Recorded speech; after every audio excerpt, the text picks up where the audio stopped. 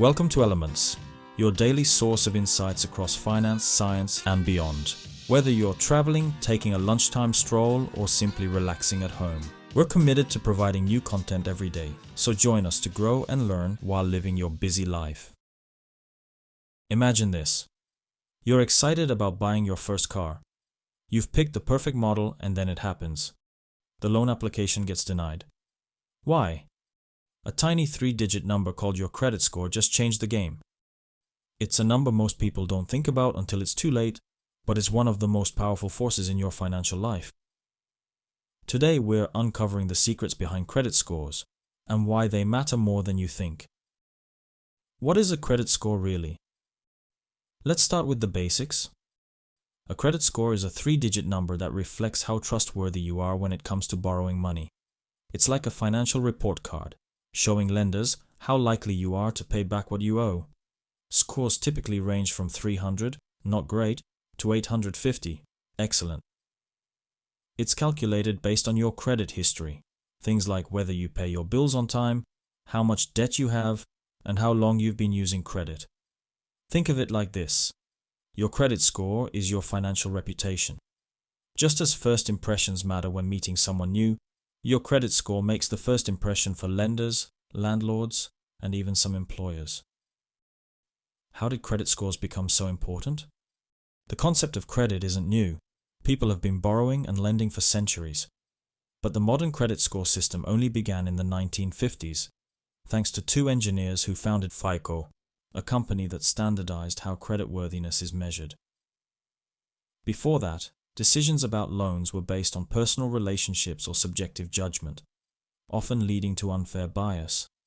As the financial world grew more complex, a numerical system became essential to handle the sheer volume of applications. Today, your credit score influences not just loans, but also the interest rates you're offered, and whether you can rent a flat or sign up for a mobile phone plan. Surprising truths about credit scores. Here's a fact that might shock you. Checking your own credit score doesn't hurt it. Many people avoid looking at their credit report, fearing it'll lower their score. The truth? That only applies to hard inquiries, like when a lender checks your score for a loan. Checking it yourself, called a soft inquiry, is completely harmless and smart. Another myth? Carrying a balance on your credit card doesn't help your score. Paying off your card in full each month is the best move. It shows lenders you're responsible without costing you unnecessary interest. Why do credit scores seem so complicated? It's a fair question. Why does a late payment from 2 years ago still haunt your score? Credit scores are designed to give a snapshot of your habits over time, not just in the moment. But here's the frustrating part.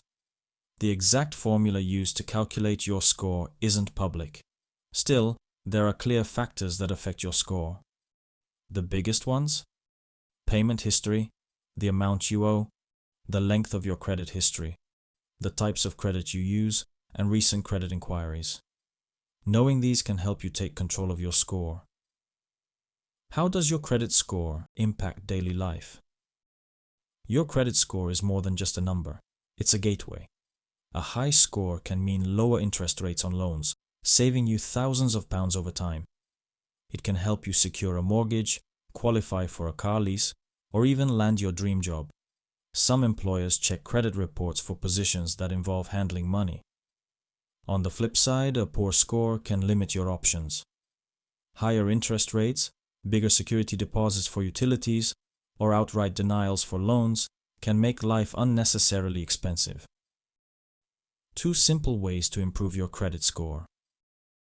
Want to boost your score? Start with this. Pay every bill on time, every time. Set up reminders or automatic payments to ensure you never miss due dates. It's the single biggest factor in your score. Another tip? Keep your credit card utilization low. Aim to use no more than 30% of your available credit limit. For example, if your card limit is £1,000, try to keep your balance below £300. This shows lenders you can manage credit responsibly without maxing out your cards. Did you learn something new about credit scores today? Maybe you're wondering how long it takes to build good credit or what your first step should be if your score isn't great. Let us know in the comments or share your story. Remember, your credit score isn't set in stone. It's something you can shape with the right habits.